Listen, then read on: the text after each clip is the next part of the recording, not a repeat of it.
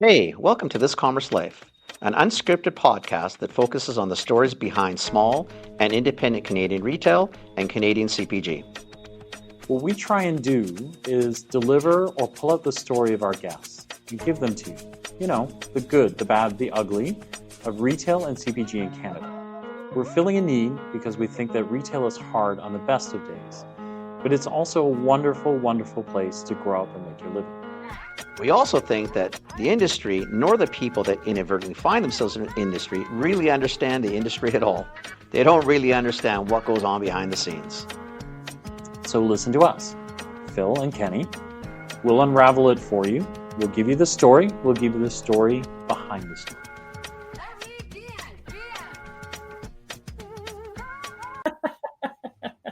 My stupid world. Okay. Oh, man. I'm off. I feel like we haven't seen... I feel like we just saw you, and I feel like we haven't seen you in like years. Yeah, you guys must have had a big whirlwind tour after we saw each other. What happened in Cranbrook? Nothing. We just hung out. Creston. It was Creston. Yeah, that's what happened in Creston. Nothing happened in Creston. Because you ended up just doing the we did I heard that podcast. I'm like, I need to get into that store, but well, you guys should all get into that store. He's waiting for all you guys. He's friends with Peter, so he's waiting for all of you. Still friends with Peter after that podcast? Yeah. Peter still talks to us a little bit. Oh, that's good. Yeah. That's funny. I was like, geez, you gotta stop slamming him. It's half. Oh, come on! It was fun. Yeah. He's a big boy. He can handle it. Yeah. Oh yeah. So nobody ended up coming to the. No. But we met the food innovation people. That's too bad. They're really amazing. They got a cool food hub there. Really it seems like there's a lot of processors that could have taken advantage from your course. It's too bad they missed out. I tell you what, Kyla, I was super impressed. She's got her shit together. It's much more business focused and run. I think she can do. I think that woman's going to kill it out there. Nice. Yeah, really nice. Because as you know, because you're in the space now, we definitively need more processing manufacturing facilities. Yes. Yeah, we really do. No, I think her Tanya, right? Tanya. Yeah. Tanya. Anyway, whatever, just fabulous. She was really, really good. And then, Peter Jr. we'll call him. Peter Jr. at the Yig there. Peter Jr. is awesome. He is fantastic. So it was worth the trip, just seeing what's going on out there. In the end, it turned out okay. I mean, it is what it is. You deal with it. I mean, what are you going to do? You can't change things, right? So just go with the flow. Yeah. I think that's cool that they're doing that they have a food hub. I had no idea. They're starting one in Summerland. I saw that. Yeah, I'm very excited for that. It should be cool as long as they plan it well. As long as they need some business people around them, right? They actually can do the actual, because otherwise, you don't want them just taking grant money and doing shit and nothing makes any sense. Well, I'm going to meet up with them next week and just go because they're in their equipment planning process right now, and I'm just I need this. I'm giving them all my wish list things, because what we're doing with Rad Jamz is very innovative. It's spout pouches are pretty new, but you'll see a lot more of them coming. There's gonna be a lot more of that coming. That packaging is going to be prevalent because it's light, it's easy to ship, it's easy to make. Sustainable, all the 100%, things. totally a better play. So if you can get your in there, if they can help you, they can help a lot of people. Totally. And I was looking at buying my own automated spout pouch filling machine, and it's $500,000 investment for a base model, right? So it's do I really want to sink my company and equipment before I even get those sales? Absolutely not. But if we have and I know that there's a lot of other processors that are in the same situation because I've talked to them and I know everyone, lots of people. I've been getting phone calls all the time asking if I can co-pack their products, assuming I have that kind of capability. Machinery, but I'm just no, I'm hand filling, I'm getting blisters on my fingers. I know it sucks, but you got to get to $5, $6, $7 million, and then if you really want to start looking at that, otherwise, seriously, it's a cost to you. It's not just it. But now you have to maintain it, fix it, things go down your hoop, like you got no outs, right? And that's just one piece of equipment. Like that's not even like counting the HACCP, the food safety plans, like the all the other, like the vegetable washing equipment, like I need a factory if I want to scale up to 5-6 million. So I'm really hoping that this food hub in Summerland's gonna listen to me and buy my things so I can be like their number one client. But I don't know. I think that's what made Tanya so exceptional, because she was really dialed into what was happening around her. And so, like she does have, I've been working on her video, but she's got this, she's got a couple of mini dehydrators, and then she's got this enormous dehydrator or flash freezer. It's for freeze drying. Yeah, for freeze drying. Cool. That's what the term is, right? And so, like now they're doing cool. Like we brought home, she gave us each. They took all of the eggs that they couldn't sell, for example, and they packaged them. They kind of like scrambled them and then dehydrate them, freeze dry them, and then freeze dried them. Do you know what I mean? Like, so we got bags of eggs at home. Because here I'm thinking, like, I know they grow a lot of asparagus. They get great rhubarb from Crescent. I'm sure they have a bit of tree fruit, but like eggs, She was saying, farming. She's really in tune, right? So she's getting rid of equipment that doesn't make a lot of sense. Looking at acquiring equipment that does. So the egg person there, I guess they pack there, right? But if there's 180 or 250 eggs, let's say per run, they're too small, too big, so they can't go in, which is so stupid anyway. I don't understand that, but that's a different story. Is they bust them all up, scramble them up, freeze dry them, powder them. You take them home, and it's eggs. That's it. Yeah. Come on, I thought that was super cool. Food waste. Like, that's awesome, right? Oh my god! And then they have she gave us freeze dried honeydew, and it was really good. So good. Like it's just it's so weird, but it's so good. Like I'm just picturing Eddie, my kid. He'd eat that up. Yeah, kids love freeze dried. Like that's the new thing. Like it's the new I don't freeze dried yogurt. They're just the best little snack. It's all good. It's very good. I'm almost glad in some ways that it almost didn't work this time, and we'll go back and do another one, because to spend time with her was actually pretty interesting, just to see what they're trying to do. Pretty fascinating. Yeah, after hearing you guys talk about it, I want to make a trip up to Crescent. Yeah. Yeah, I haven't been there in years. We got a lot of cool stuff up there. Kokanee. If you are going at the farms. And then what we should do is we should introduce you to Brian Pilau, just so you've got the hookup at the store. He's awesome. He's definitely he really is that, him and Peter, they're of the same mindset. So your product will fit there great. It would definitely, it would fly there. So it'd be cool. It'd be a cool spot to be. So yeah, I really enjoyed listening to you guys chat. Like it seemed like very like-minded. And I had like the way you were talking about it, that he's just like, oh, Peter's got nothing on you, just aisles of local. I'm like, is it really? Because I know Peter's is just the best. Well, we can't be, really that? Like, we can't get Peter a free ride. He's like the mayor of Kelowna already. Like, what? Come on, like he needs to be knocked off a little bit. We gotta just keep him, keep him real. Sure. Oh man. I don't know. He's worth it though. Oh, he's an awesome. Like he's a gem. Like, he's worth all the praise. Yeah. He was at my wedding, believe it or not. Well, I totally can believe that. Yeah, I believe my very first retailer ever. He's just the best. I love him. Amazing. No, it's hard not to like him. Uncle Peter. Uncle Peter. Yeah. We definitely have to pick on the old man once in a while, because it's just good for him. Yeah. Take him down a notch, like he's already too high on it. I don't. Sometimes he's got to, because he'll try harder. Then he just keeps trying harder. If we get more out of Peter, can you imagine what we get? We could change the world. Could you imagine if there was like just, I don't know, 1% more Peters in the world? Seriously, in government, especially, or in places of high influence. We'd actually have a nice place to live. Have you guys had Peter on your podcast?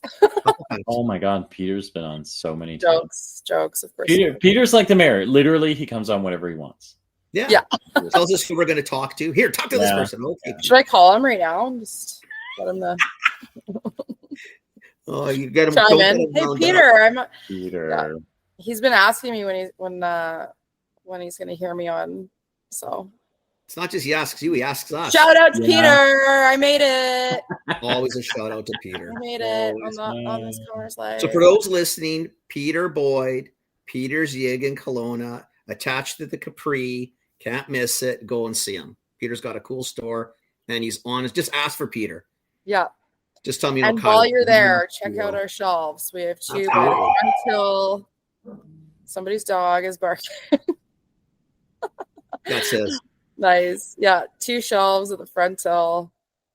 Man, that guy pumps out like, I don't know, 10 grand worth of jam every year. Yeah. He's like our number one. Like, it's crazy. Crazy how he sells it. Get into Brian's store. You may have another one. There you go.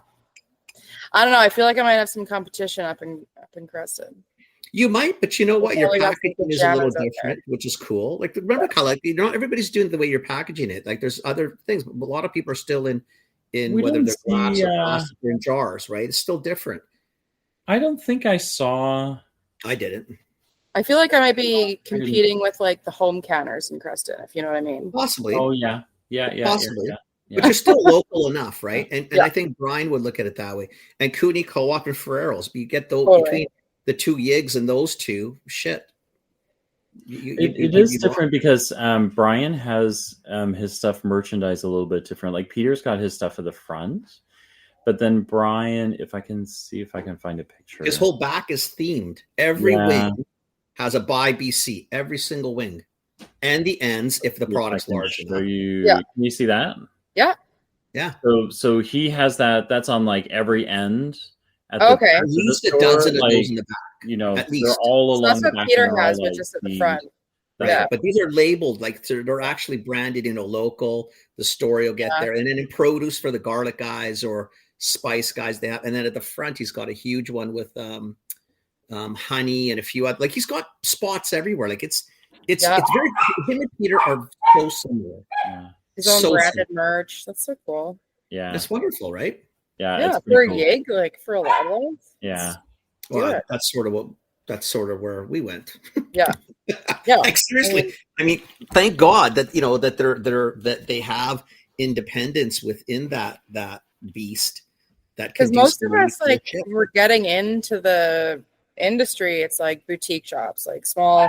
100%. And you just don't see the turnover because you don't get like the average everyday shopper. Like people have to make a special trip to those stores. So being in a Yig as your first retailer is just like such a big deal because it's like you're catering to absolutely everybody. 100%. And so it's nice that they support that. I think it's awesome. I mean, it's like you said, it's a true grocer, right? It's an everyday normal grocer, but they're allowed to carry some pretty cool shit. Yeah. Which is pretty impressive. Totally. So for the audience, we have Kyla King on. She is the founder of Rad Jamz. We're excited because we just spent like 2 days, with Kyla in Kelowna, and then we had met Kyla before, and then we had met your partner as well on the Rad Relish side, right? Yeah, Garrett Millsap. Shout out to Garrett Millsap. Yeah. So kind of cool, and then we're excited. Like we got to know you during the couple of days, and think you've got a pretty cool business, pretty cool model. So I think we'd love it if you, you can start wherever you want to start, but we'd love to hear your story and kind of get how you got to where you are now. And then we'll definitely ask. Start with maybe a little bit more of you, Kyla, because I'm curious to see like what you did before all this and then how you sort of got into this. Because we'll have a lot of time to talk about the product and you, but I'm more curious to even hear your background, like why this? I mean, it's always about the story, right? Yeah. And I got a pretty cool one. So yeah, sure. I'll share it with you. Not to toot my own horn or anything, but go ahead. No. You deserve it. You should be tooting. So I like my story. It was a pretty fun time. I'll start at the very beginning. I grew up in East Kelowna, surrounded by orchards and tree fruits. Both of my parents grew up in Alberta, both on farms. So they had that kind of background mentality. But they left Alberta and rooted in Kelowna, and then had me and my sister, and grew up in East Kelowna. And since they had that background, like they were always gardening. We had a huge garden, nothing like farm style, but like a big garden, and grew like horseradish and tomatoes and all the things, and a huge canning cupboard. So like canning was just part of their everyday life. Like it wasn't like there was no question about it. In the summertime when stuff's in harvest, it's full hands on deck. We're getting like 60 pounds of tomatoes, and we're making like pizza sauce and pasta sauce and canned tomatoes. And, it was like pickles, jams, apple juice. We go to our, my old babysitter. She was my very first babysitter. Mrs. Thatchy from Iran. She had a big, apple orchard on our property, and they had like all the machines to like crush apples, and so we'd make fresh apple juice and can it, and like that was just how I grew up. Like canned peaches, canned apples. If we needed a snack, we'd just go to the canning cupboard and get it any time of year. And it was just always part of me. So like growing up with that kind of background, my father was really passionate about food as well. He's always cooking creatively. Like he'd find a recipe and he'd show it to me and be like, look how cool this is, like let's try it. And honestly, I learned how to make pancakes when I was 4 years old, and I was just into food was my thing. It was, I don't know, I loved it. I loved eating it. I loved making it. I would literally skip school to stay home and like teach myself how to make spanakopita in high school. And like, as soon as I could drive, I was just like not going to school and staying home. And I go to school for food spots, and that's about it. So you cut school to stay home and cook. Yeah. So like unconventionally, I ended up getting, like I did all the important grades that you're supposed to do in school, like, or classes, I should say. Yeah. Like math and science and whatever you need to pass. But I ended up getting my actual high school credits through the transition program that we had. It's like to go into a trade instead of high school, instead of grade 12. So I did culinary arts for my grade 12, and ended up apprenticing for another 3 years and got my Red Seal when I was in 2009. And then, after just being in the industry, I thought that our little bubble was very limiting, culinary wise. So I just wanted to get out of it and see the world and see what else was out there. And my passion was in fine dining, and specifically in Italian cuisine. And I was always the chef de partie of like the pasta station wherever I worked, and I was just really good at making fresh pasta, and I loved it. And I ended up living in Australia for a year, and I actually did 6 months at the best restaurant in Melbourne, and there I did pastry, which I had never done, but it was just they needed a pastry chef, and I was a girl, so you know how to do pastry, go make macaroons. So Wow. That was pretty cool though. So yeah, I know I grew up in a time where like you're a girl, so you make pastry. It was a weird mentality. I was like one in every kitchen. There was never another girl in my kitchen. Yeah, so that was fun. Definitely male dominated at the time. And then so went to London, England after that. After Australia, and worked because we didn't have Michelin out here, and I wanted to work Michelin star. And that's where I met my husband, Alberto. He's from Italy. We were working at a 2 Michelin restaurant in the heart of Covent Garden. And after sad story, my dad died. I was in London. And so I was like, I miss home. I miss my roots. I miss my family after that experience. So I made the snap decision to move home to the Okanagan. And I had never really imagined that I would live here ever again, like after traveling the world and doing all these things. But something traumatic like that kind of just changes your view on things pretty drastically. So yeah, I just kind of realized that this is the best place on earth and this is where I want to be. So turned to my boyfriend at the time, who I had been with for like 9 months, and I was like, well, I'm going home. Are you coming? And he took a big sigh and he was like, yeah, I'm coming. Let's go. Well, better to decide, packed up and left. Yeah, smart guy. He dropped everything, took me home, did all the funeral stuff, and then he went back and like got all our shit, because it was literally just like, yeah, he dropped everything. I'm going home tomorrow. Like, are you coming? So yeah, went home, got our shit in London, said goodbye to his family in Italy, and then yeah, we've been here ever since. 2 days will be 11 years, our anniversary actually. So yeah, awesome. And then so really awesome to have a guy. Dropped everything. I mean, like, you're a Red Seal chef, so like a 2-star Michelin restaurant is kind of like the shiz, no? Like, that's the There's only one more star after that, right? So I mean, that's you're there. And there's not that many with a 3rd star, right? So you're kind of there's only 2 in London at the time. Yeah. And there's only 6 2-stars at the time.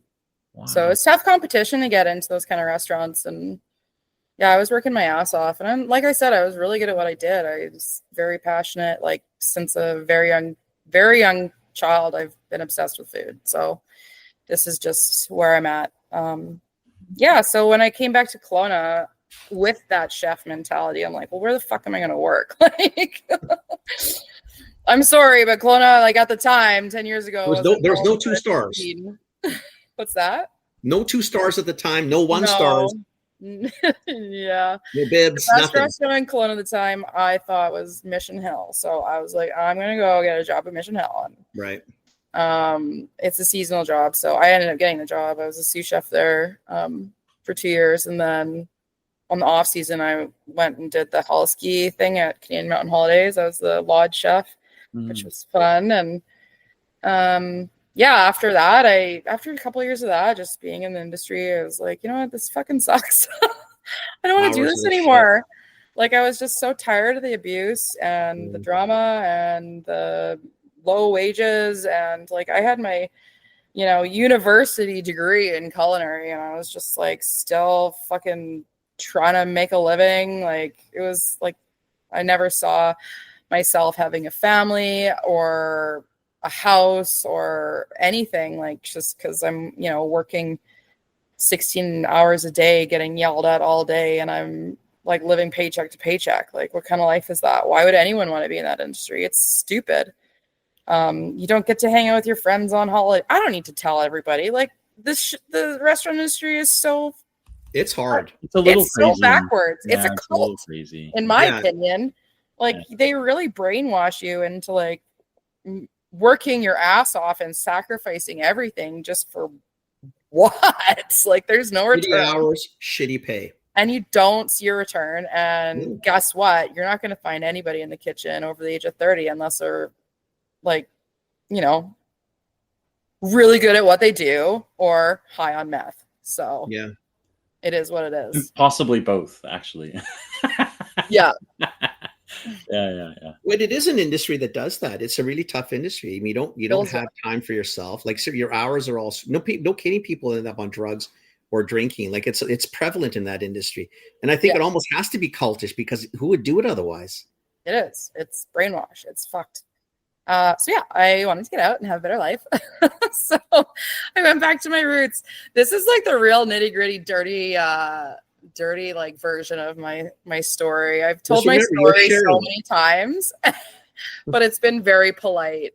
Like, it's never been, this is the raw truth. Yeah, we're a little on the uncut side, so yeah, you can say what you like. So yeah.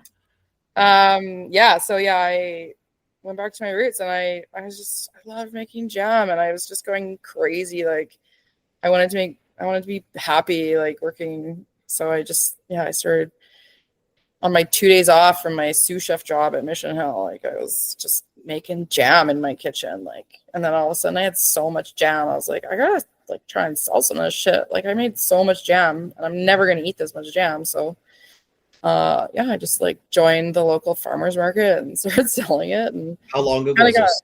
That was 2016. So it's okay. So almost 8-9 years coming up. Okay. Yeah. Yeah. So yeah, I just actually Albie, I got to sell it because I always had to work on the Tuesday. So my husband, he was working 2 jobs at the time as well at wineries because he's a chef as well, and he was at Mission Hill and he was at Hillside Winery in Naramata. We were living in Summerland at the time, so it was kind of in the middle. Yeah. Okay.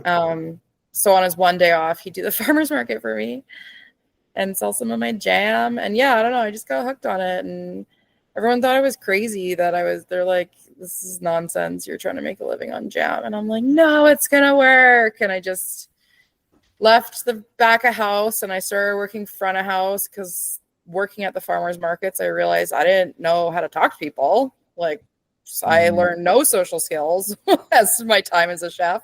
So I had to learn how to sell. So I started. Yeah, you can't yell at. You can't yell at. No. Yeah, yelling and swearing. And you can't just. Yeah, and they're like, "Buy my jam. It tastes good." Like I didn't know what I was doing, so. Yeah, I just so I started serving, and that really helped with my people skills. And I made a fortune. Holy shit. Like, what was I doing in the back house? Jesus Christ. Like 2 months, I think I made like 10 grand and went to Thailand for winter. It was great. That's amazing. Yeah. Like selling out of farmers market? Serving. Oh, serving. You don't get screamed at it. Sorry. No, I got a little excited. I was like, farmers market? Like, what the? No, I caught her story. You got to get out of the kitchen to be human, to talk to other humans, not animals throwing knives at you or whatever else they're throwing at you. Yeah. To the front side where you get an odd customer here and there, but they tip you, man. Yeah, I was a weird human being learning how to talk to people. I think everybody who works in the kitchen like you did, I think you guys were all inherently weird because you can't be normal working back there. No. Right? Absolutely I don't think the environment's it's toxic, right? It's so bad. It's so bad. I want everyone to just do a day in the dish pit.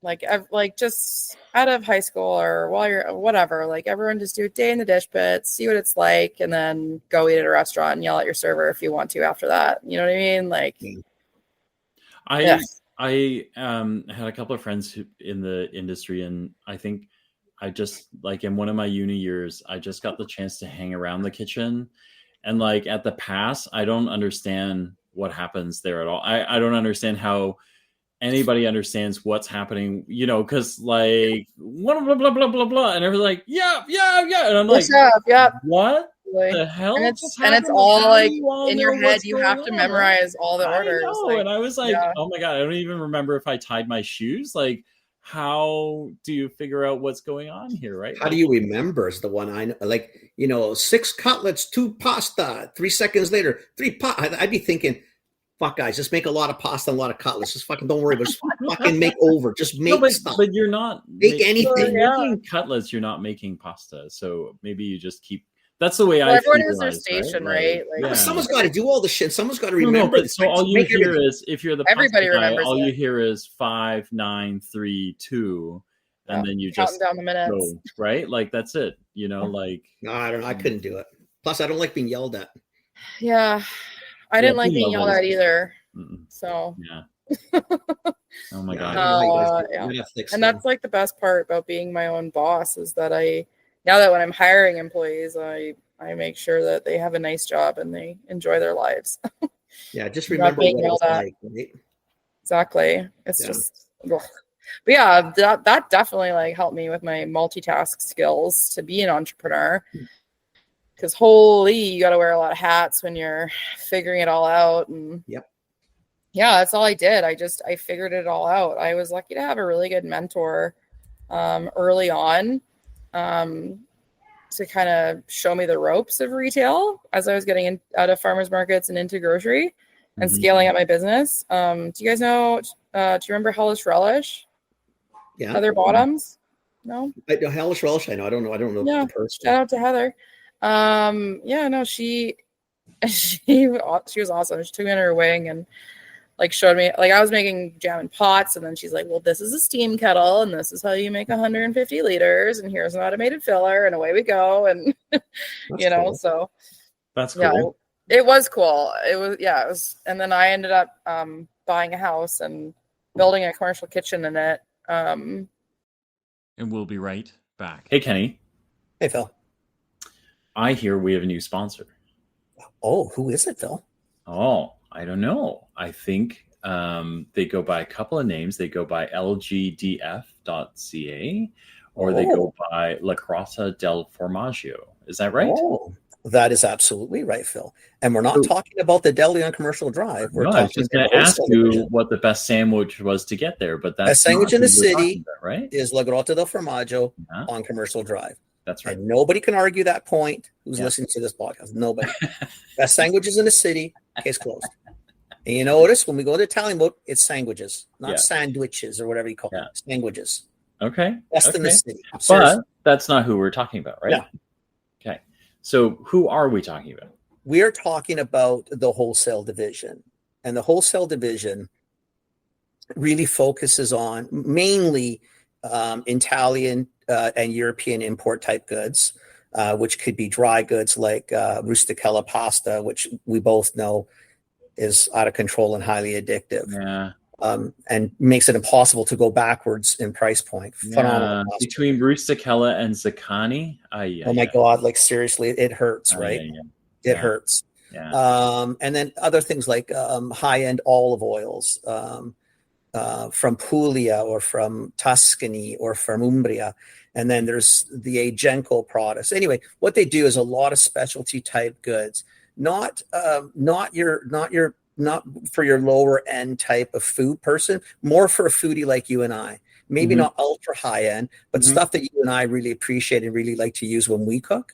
That's the type of stuff you would get through La Grotta. So if you think of even the retailers that they would support are those who are a little more discerning, those looking for a little bit better. So like what La Grotta probably doesn't do great is the lower end in good. There's some good products, but most of their products are better best. But that's sort of their gig. It's really more of a specialty type food distributor. Got a good handful of reps that call across the provinces of BC and Alberta, again in Ontario, but just really, really good, like just really good products, man. Like if you're a foodie like you and I, like you and I could probably ramble on this one for an hour, because if you're like you and I, like it's just the ingredients that we love to use when we're cooking for our families. Like it's just phenomenal. And the restaurants who use this stuff, I mean, it just elevates the game, man. It's a whole different world. I think I was going to say that too, is I was surprised, right? Because normally in these sorts of places, you get someone like La Grotta and they supply, so if you are a retailer, that does specialty foods or high-end foods, you want to look at La Grotta for what they can bring into you. I mean, the Vincotto, for example, is just out of control, man. It's so good. Right? But I think that is cool too, is that there are ties here to restaurants and chefs in the city. Oh, totally. And so they've got home chef and for the pro chef. That's right. That's right. And I think it's just like to me, when I've like, aside from the fact that they service all the food service, so restaurants all over town, and some of the nicer restaurants in the city. Yeah. And then obviously some of the better retailers in the city, as well as some of the normal retailers. Yeah. But it's really just about kicking up the game, stepping it up, like trying to hit a whole different level of yum. Yeah. And that's really when I think of La Grotta, like when if I talk to my friends about it, that's where I would go, man. If you want just really good product, really good product that's going to elevate your cooking at home or in your restaurant, to me, it's a no-brainer. Absolute no-brainer. Got it. Love it. La Grotta del Formaggio, you can find them at lgdf.ca. Yeah. You can go to LinkedIn. They've got a LinkedIn page, La Grotta del Formaggio. And if you are in the city and you want a good sandwich, not sandwich, Commercial Drive. Second and Commercial. That's it. And now back to the podcast. When I was finally ready to make the leap into doing Rad Jamz full time, and ended up buying a bunch of equipment off Heather because she ended up packing up her business. But so you started Jam because you just had a lot of, kind of fruit lying around. But was it always something you wanted to do? Like, was it always going to be Jam, or did you how did you? Because I love you, right? So I just want to say that up front is I love you, but Jam is not normal, right? Like nobody kind of goes, I'm going to make my life run by Jam. Right? Jam and Preserves. That's what it originally is called, Rad Jamz and Preserves Incorporated. So I started with jams, pickles, lots of different types of pickles, sauces, salsas, sweet chili sauce, you name it. I canned it, and I was even doing like pies and cookies for like the fruit stand and stuff like that. Cool. Yeah, but as you scale up, you gotta look at the numbers and what's making you the most amount of money for the amount of labor it takes to do it. And Jam was killing it, and so we just honed in on it. And that's why we are just a jam company now. But yeah, it was always jam. It's nostalgia for me. That's all it is. It's just I grew up eating jam on pierogies with my friends, eating jam on my toast in the morning, sitting around the table with my family. Like it brings back happy memories. And I know that canning is a dying art, which sucks. And I know a lot of people don't get access to, homemade canned goods, which are always so much better than grocery store night and day. Yeah. Jam or whatever you're eating. It's like, if it's homemade, it's better 100%. So why not a grocery store jam that brings back that nostalgia, that actually tastes like jam, that actually tastes like fruit and not like a sugar bomb or just processed calls, or why not make jam great again, right? Your jam comes out sort of homemade-y. My mom's Doukhobor. My mom grew up in Grand Forks. Yeah. So our house was packed with canned and jarred everything. Jams, fruits. But I'm like you. I had peaches all year round. Yeah. And even though they were, in the syrup and in the blue canner, they still had a snap to them almost, right? Do you know what I mean? Like totally. You buy store-bought shit, it's like mush. Like homemade stuff is like just the thing. And we had jam all that. My mom still makes us jam. Like we get deliveries of jam still. Like nothing like homemade jam. I loved your jam though, because it came out super nice, super thick, and it tasted. It reminded me of what I had now, but specifically when we were little, because like jam is like, I mean, again, I'm like Phil though. I find it hard to believe you can make a living on jam, because it seems like it's just jam, and yet it's so good. Thanks. Yep, it seems to be working. Yeah, and my relish company as well, Rad Relish. It was my partner Garrett's grandma's recipe from the 1940s or whatever. But when I first started that relish, I tested it at the farmers market just to see how it would sell, because I can make something no problem, but are people gonna like it? I don't know. So that's why the farmers market was really good. And the biggest comment I got was like, oh my God, this tastes just like my grandma used to make it. And those comments were usually from an older generation. Right. And so then I, started realizing like, hey, this recipe was around a lot when people did their own canning. And this is a very nostalgic recipe for people as well. So if I can just like bring that memory back to them for like even one meal, like it just, I don't know, it makes me feel really good. And that's why I wanted to be a chef in the first place, just to feed people, just to make people taste something and be like, oh, this tastes so good, thank you. Like just to have that experience. I don't know, I just taste buds, they're like this, they're just the best. We're just so lucky to have them, and people who don't take advantage, I feel bad for them. Like I'm just such a foodie. I don't know. For listeners, if you should go to the site and just have a peek, because the one thing I think about Kyla's product that's different is it comes It doesn't, the jam doesn't come in a glass jar. It comes in it's in a pouch with a twist off top that you can put back on, so it's reusable. And then if you get a chance to try it, like I finished the pouch that you gave me, it barely made it home. And like I was on the road after you. I think there was another 10 days I was on the road before I came home, and I still finished it. And then your relish, the relish is all gone now too, actually. So I think I just finished. I like the jam just as a hit. Yeah. I don't need. I don't. It's just like because it just tastes good. It's okay. really so I have to tell you this.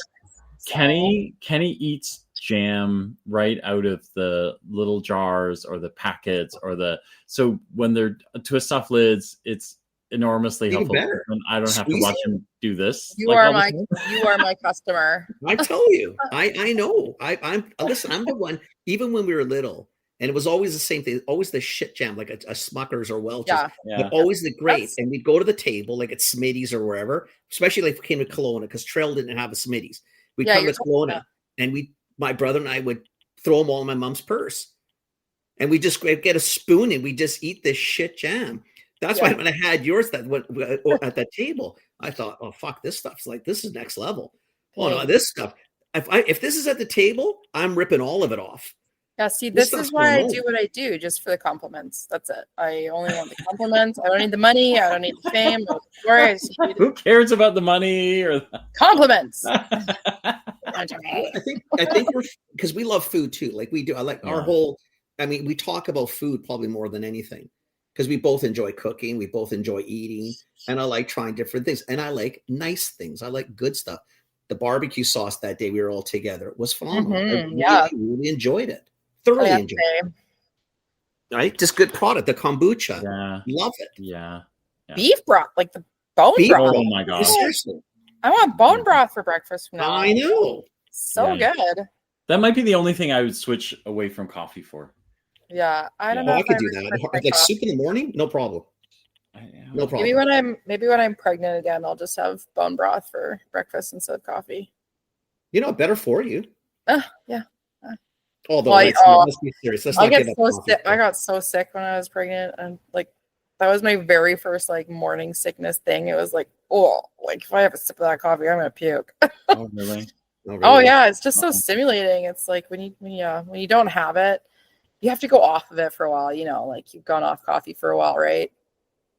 No. Who goes off coffee for a while? Since like 12, no. No. Man. That's just madness. Like, I don't understand that at all. No. One sip of coffee and you're like high as a kite. I have coffee every single day. I've had probably coffee every single day for the last 40, 45. You're Italian in your blood, 47. Right? Yeah. How do you live without coffee? The days I can't, I got to take 50 Tylenols. My head's bouncing. Oh, it's I got to make the mocha and the espresso with my tea and cake. That's what I hated about Italy. Every time we'd have dinner, afterwards they'd make the espresso with dessert as a digester, and I'm just like, okay, like this is what we do in Italy. And then I just couldn't sleep, and for 10 days or something, I'm like, oh, I'm so jet lagged, I can't sleep, I don't understand. And then I was like, I think it was the jet maybe I should lay off the espresso at 11 p.m. No, that's why you drink it. There's less caffeine than coffee. That's why you can drink it at night. No, I don't think you can believe. Listen, I'm sure Alberto's told you the rules of coffee. Just listen to him. It makes your stomach feel better. No, lies. I prefer the other digestives like Montenegro or limoncello. Yeah, or a nice grappa. Yeah, grappa. Yeah. Oh my gosh! So now you're running Rad Jamz and Rad Relish. Yeah, that's right. And then so like, tell me where are you listed? What's where are you at? Like, where do we buy you? Like, where can we find you? Yeah, so outside of Peter, which we know. Peter. We're at lots of them. We're in Save On Foods, so like the Patterson companies. Yeah. We're in Loblaws, Superstores. We're in. I'm sorry, I'm like having a hard time thinking about this right now. Are these all Thrifty Foods listings or local listings? Georgia, Maine. What's that? These are the big ones. Are these planogram listings like in actual sets, or are these part of the local sets? Local. It's fine. Local, yeah. Just so people know where to look. You're not going to find you next to Smuckers. Actually, that's not true. We're next to we're in the jam section in a ton of So like not Stongs. Stongs for but in your superstores and stuff, where would they find you? Superstore or usually like in the deli, or like the local section if they have. That's all good too. That's a good spot. Yeah. Yeah. It's a good spot. We're on Amazon.ca. You are. And they're running Black Friday sales right now on our products. So if you can't find us in store, go to Amazon.ca. Or you can buy it direct from me from my website, radjamz.com. That's a good one too, because we make good margins there, we assume, right? So let's do that. Yes. Everybody should go to the web page. Everybody. I mean, it definitely helps my my listings if you buy it from the grocery store, but if you want a bulk order, definitely order it through me. Yeah. And then what? Maybe I'll make a promo code, actually. Let's do a podcast promo code. Oh, do you want to do a podcast promo code? We like that. Let's do a podcast promo code. I'll do a 20% podcast promo, and it's going to be Phil and Kenny 2024. How's that? No. Phil and Kenny 20. PK 20. And then you'll get PK 20. Yeah, let's do PK 20. You know what? Listen, I'm not that smart. Now I gotta have to spell. I gotta put, I don't know, and is it together? PK 20. Okay, put in PK 20 at checkout, and you'll get 20% off. Do you know? And I'm gonna leave that promo code on until the end of time. So when does this start? Thank you. Yeah, that starts as soon as I get off this call. I'll add it to my website. So your listeners can have 20% off until the end of time. Okay. Do you know what? So in Chinese, PK is a bad word. Oh, okay. Let's go. No, it's great. Actually, it actually fits with Phil Kenny and then PK. So if you're Chinese, somebody's probably spitting out a drink somewhere, because PK is like, it's a swear word. Well, what is the blasphemy? Like, explain it. Yeah, tell us what it means.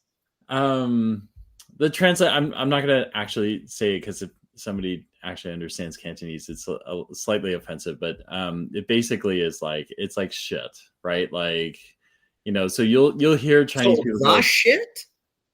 No, not the shit. It's just shit, right? Like, so somebody will go, that's fucking PK. Like, that is, so that's the shits, right? It's hilarious. How about KP? No. I actually like it. I think it's really funny. I don't want to see like a shit promo code. No, it's funny because it's shit. Of us. Okay, but not the shit. Idiots. It's fine. I actually laugh about it, because usually the people I explain it to, it becomes a joke later, right? Because like a lot of businesses, you go, listen, like, we got to go do product knowledge sessions, which are PK sessions, right? And so, like, the last place I worked, I was like, hey, so Insider, when you say PK sessions for Chinese people, PK is shit, right? So now we're going to shitty sessions, right? And then it makes everyone giggle later. So anyway, so if you remember PK 20. PK 20 it is. Yeah. Done. Yeah. Don't type in shitty 20 because it won't work, but PK 20. Gotta do PK 20. PK 20. Okay. PK 20. Yeah. Come by my jam. See what we're talking about. See what the hype's all about. I love it. Radical flavors. So we do like a line of low sugar spreads, because that was the whole thing when I first started making jam as an adult woman. I was like, holy fuck, there's a lot of sugar in jam. It was like 4 cups of sugar. No, 4 cups of fruit to 6 cups of sugar. And I was just like, that makes no sense. But yeah, that's jam. So yeah, I wanted to make a healthier alternative, because, I'm fat. I don't want to eat all that sugar. I know, I'm joking. I just didn't want to eat all that shit, right? Like, that's a lot of sugar. I prefer to get my sugar and chocolate rather than in my breakfast jam. So what's you had some flavors that you really loved. Like I tried the strawberry chili, I think, and I love that. Yeah, so that's where I was getting. I do. Thank you for putting me back on track. Low sugar spreads that are radical. So blueberry vanilla, raspberry balsamic, strawberry rhubarb, peachy caramel. Unfortunately, peachy caramel and toasted coconut apricot. Yes, that's right. You heard me. Toasted coconut apricot. What? Those are going to be discontinued until peaches and apricots grow again. We had a horrible season of no growth. A ton of peaches died. My farmer up the road, Janae Oliver from Painters Fruit Market, she just pulled all her peach trees out. They were completely dead, and that's like what the Okanagan's known for. That's how I started my company. All the farmers were just giving me their fruit that they couldn't sell and like turning it into jam. So yeah, I saved thousands of pounds of peaches from being composted every year, and now it's like they're gone. So anyways, get those while you can, because they're going to be gone soon. And then we do 2 jellies, red pepper jelly. It's like the flagship. Everyone loves that stuff. And strawberry chili jelly, if you want to try something new. That one's really good. And then we have our Just Jam line, which is just like a full sugar regular jam, but it's with like the best fruit you can get. Like OG peach, that's going to be gone soon. Triple berry, strawberry, supersonic strawberry.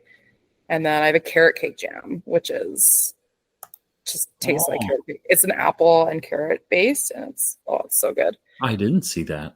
Yeah, carrot cake's cool. Carrot cake jam. Got it. Carrot That's cake very cool. Yeah.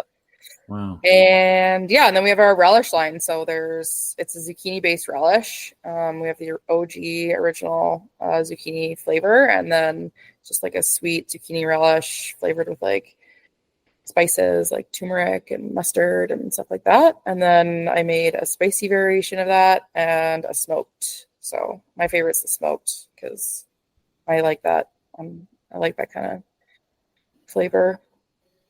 Hey, this is cool, and you have food service sizes. I'm on the site, so I'm looking at some. You've got some food service sizes here. Yeah, I am totally not talking up my my production right now. So not only do we do retail and lots of major grocery stores, we're in over like 300 or 400 retailers right now, across Canada, mostly in British Columbia and Alberta. We just picked up a distributor in Ontario. And Amazon's Canada-wide. And then we also do food service. So again, when you go to the Smitty's and things like that, you can, like we've been working with the Dutch since that's like our longest food service client. I think that was like 2017, 18 when we grabbed them. So yeah, you go to the Dutch and the servers literally ask you, would you like blueberry vanilla or raspberry balsamic on your seriously this morning? Yeah, so you gotta like choose your jam. You don't just get like the jam. Is that just in the Okanagan? Like, how about down here? No, I wish. We're just there's 2 locations in Kelowna. Okay. Been trying for years to get them to use it in all their stores because we are listed with Gordon Food Service and Cisco. Okay. Yeah, I don't know. It's hard to make that transition when everyone's used to the jam caddy, Mm-hmm. But it works for these 2 stores, and hopefully you'll see it in more. But yeah, lots of our food service is kicking ass. Like we do some private labels as well. So if you go to White Spot and you have their if you have their turkey bacon brie club, the cranberry jam on that sandwich, we make it. Wow. I just did like a test batch for Fat Burger Famoso chain, so hopefully they take that one. Wow. It's like a bacon bourbon jam. That would be really good. Bacon bourbon jam. Yeah. Oh, it was really good. Yeah. You know what it is? Because now I'm looking at this thing because I'm trying to think. Christmas is coming. Probably gonna do at least 1 ham. Got 2 more in the fridge. Like I like doing jam glazes on them, obviously. So it's just trying to figure that out. Yeah. Sounds Yeah, like you for need one of ham, those fruit try flavor the bags. peachy caramel. That one that one's killer as a glaze. And then like chicken, toasted coconut apricot. Oh, so good. Or even like with your prawns. They make great glaze as like chicken wing glazes. What's the red pepper one, like red pepper jelly? It's nice. It's sweet. It's spicy. It's Red very pepper, like red bell tart. peppers or red peppers? We use red bell peppers, and then jalapenos to spice it up. Jalapenos and chili flakes, and then it's like a apple cider vinegar base, so it's got that tartness to it as well. Mm-hmm. Lots of sugar, lots of flavor. It's really good as a glaze. If you do like a slow cooked meatballs, just like squeeze some of that in there and. Sometimes I got to be careful. Remember, I'm like your husband. I'm not going to start fucking around with jam and meatballs and stuff, right? We got to be careful. I will. We don't want people above. Like, we don't want people up there, freaking out, and heaven goes to hell. Whatever. Because I don't know. My husband doesn't really listen to the rules in Italy anymore. He left for a reason. Good. Italians. You've trained him. Good for you. Oh yeah, like when he first got here, he was like, "I'm not eating curry. I'm not eating like anything that has spice. I'm not eating pickles." And then now he's just like, "Give everything all to me." Loves it. Great. It's all so good. Yeah, but when you grow up in Italy, like Italian food is all you eat, and that's it. And then like if you're gonna be like fancy, you're gonna go for sushi, and that's like once in every like 5 years. We did a podcast with Claudio, right, Phil? Yeah. Yeah. Italian Meat Master? Italian Meat Master. Nice. Yeah. And Claudio's in that though. Like, I think once you're here long enough, you just do it. You kind of lose all those stupid rules that are governed over there. Oh man, they're so set in their ways. It's funny. You came in, they're unbelievable. Yeah. Claudio was talking about getting almost run out of his town for like trying to make different sausages or different. Totally. It's not okay. It's just not okay. Yeah. No, they have food rules. Yeah. I don't doubt it. Yeah. It's so hilarious. Oh my God. Sometimes I ask Al because he is weird about some things like cheese and fish or whatever. There's certain things like, that we were telling Claudio, I think we told him on the podcast when we were in Italy, Emilia ordered a fish pasta and wanted cheese. And no, he didn't bring it. He refused. Absolutely not. No, not going to happen. Because here, I will do it. Like if I have a salmon pie, I don't mind a little bit of cheese on. I know you're not supposed to. I don't really care. I like it. I put Parmigiano on everything. I put it on cereal, for Christ's sakes. I like the cheese. I don't care where it goes. I know. Whatever makes you happy. Are you joking? Like cheese on cereal? No, absolutely not. That's disgusting. That's too far.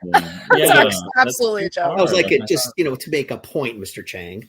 Okay, I'm just checking because now I don't know. I don't know when you're being extreme and when you're not. Maybe with the right cereal. Definitely have some cheese on my jam, though. That would work. I feel like you're the person I need to just message when Kenny's being extreme. So I should just send you a text and go, is this too extreme or not? Right? Like, is it really though? Yeah. Like, what is extreme? Really, whatever so Kyla goes, no. Then I'm like, okay, all right, got it. She's like, no, don't do that. There's a way to make everything sort of work. You just have to play with it a little bit. Okay. Exactly. Just keep an open mind. Right, and that's the hard part about those Italians over there. They don't have. They're just stubborn, man. They're just set in their ways. Too narrow. That's all right. We love them. They gave us the pizza. And we'll give them a pass. It's all good. They gave us the pasta. Yeah, what do you want? Grazie mille. Exactly. Everybody should say that every day. Mm-hmm. Good Lord. Good Lord. I'm going to get some hate from some Italians. Thank you for doing this with us. Oh, that was fun. I'm glad you did it. Yeah, thanks for having me. We're really glad that you did this. And then you can text the old man and tell him you've done it now too. Oh, Peter, he'll be so thrilled. I'm going to leave it as a surprise, and he can just see it pop up on his feed and be like, "Today is the day." He'll love it. Miss King is on my earbud or speakerphone, however he listens to podcasts. Love it. It's I all love good. it. It's all good. Listen, when you have a new flavor or you do something new, ping us. And Get then new we'll listings or I'm something gonna be working with exciting. you Let us guys know. pretty soon. I got accepted into that BC. Yeah, the BC. You are in, lady. That's amazing. So That's we're gonna awesome. get to hang with You're you. gonna be my mentor for the next That's year or awesome. something. Yeah, Happily. you're gonna help me grow.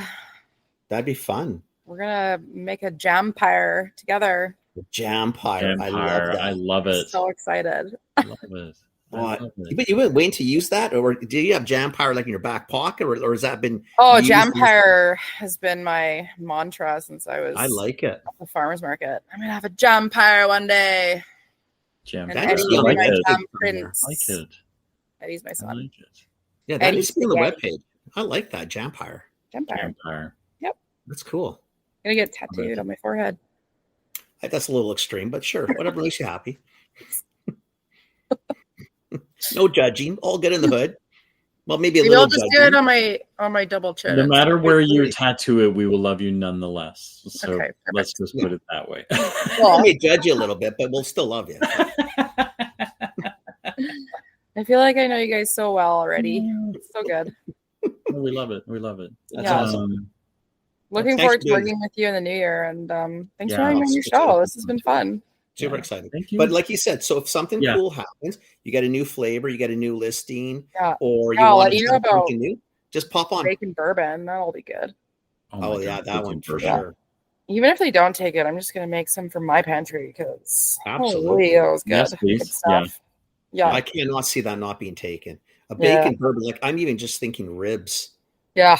or pork It was like an tenderloin. apple onion base. Oh shit! Come on, are you kidding me? So good. Off the Man. charts. Oh come on, They gave seriously. me like a tester of what theirs tasted like, and I just made it. The bacon bourbon goes on 10 times better. everything. Wings would be amazing. Some nice ribs. Yeah. Pork chops. Pork Pizza. chops. Pizza. Okay, As a easy base now. on pizza? No, that's No, we got no on pizza. No Yes. pizza. No, not on pizza. Yes. Burgers. That's wrong. Burgers. No if we prego, could just- Burgers. But don't do stupid. Don't pizza. Bacon Don't do things like bourbon. that. Don't do that. You know, there's some Chinese dishes that work on too. There'd be some. Okay. There's a lot of things that would work on a bacon. I mean, What honestly, What do you those mean? It's like an apple, Onion, bacon, bourbon. Yeah. You have your bread. Yeah. You have your layer of cheese I'll say nice. Oh my god, like it with toasted some little like bubbly. sweet onion jam, like a little. Yeah. So that's a What do you mean pizza, not Kenny. pizza? Hello. What are you It's not a talking pizza, it's a about? That would be so good. You Just just three said it. You just simple said bread. ingredients. Oh. Three. Come on, Bread. I'm a Michelin star chef. I know what pizza tastes It's good. bread. I like Listen, Kenny, Kyla said it's okay, so too bad. it. I don't care. I'm It not goes on listening. pizza. That's it. It goes on. I don't care. You guys do whatever you That's want. what you're having for dinner next time I see you. Hey, You're I gonna don't tell like me my my pizzas with face. a lot of stuff on them. I don't want no chicken, no pineapple, and no jam. Just three simple ingredients: bread, bacon bourbon, jam, cheese. Done. Basta. Okay, we'll talk. We'll be doing another tour in the Okanagan next year for sure, guaranteed. Fuck yeah. You know what though? We're actually talking about going to hang out with Daniel Palau in Creston too. So that actually might be, so when we go, we'll let you know because maybe you come out. Like spring? I have to. I'm not going with the winter. Yeah, we're not going. Yeah, because I just don't want to drive. I'm not doing the Kootenai Pass. And I'm not going to fly into Cranbrook. It's not going to happen. No. So when the snow that drive is so dicey, but as soon as the snow melts, I'm April, down. Yeah. That's perfect because that's when the asparagus will grow, and I can go say hi to Sutcliffe because we used to do pickled asparagus. That was like our biggest seller. Wow. Oh yeah, we did pickled asparagus and a smoked pickled asparagus, and people rioted when I stopped. But it was like, guys, I'm having a baby. I don't have time to stuff all these jars anymore. Like, I'm out of the pickle business. Make it yourself. Yeah, I'd always get them from Sutcliffe, so that'd be fun. Let's do it. Wow. Do it. All over it. Yeah. Awesome. Okay. Awesome. Have a great night. Thanks for doing Have a nice evening. Yeah, you too, guys. We'll Thanks see. for Take care of listening to yourself. us talk. Yeah, we'll talk at you Listeners. soon. Phil, you stick around. Yeah, PK20. PK20. Love it. Later. Bye. Ciao. Awesome. She's awesome. She makes a great product. I know we do this all the time after. Honestly, this product's amazing. The jam will bring you back, guaranteed. I tried it, even the way it came out. I thought this stuff is like off the charts. No, it's good. It's really good. Off the charts. Yeah, it's really good. Such a good product. Such a good product. Yeah. Cool. Okay. Let me hit stop. Thanks for listening. Thanks for listening.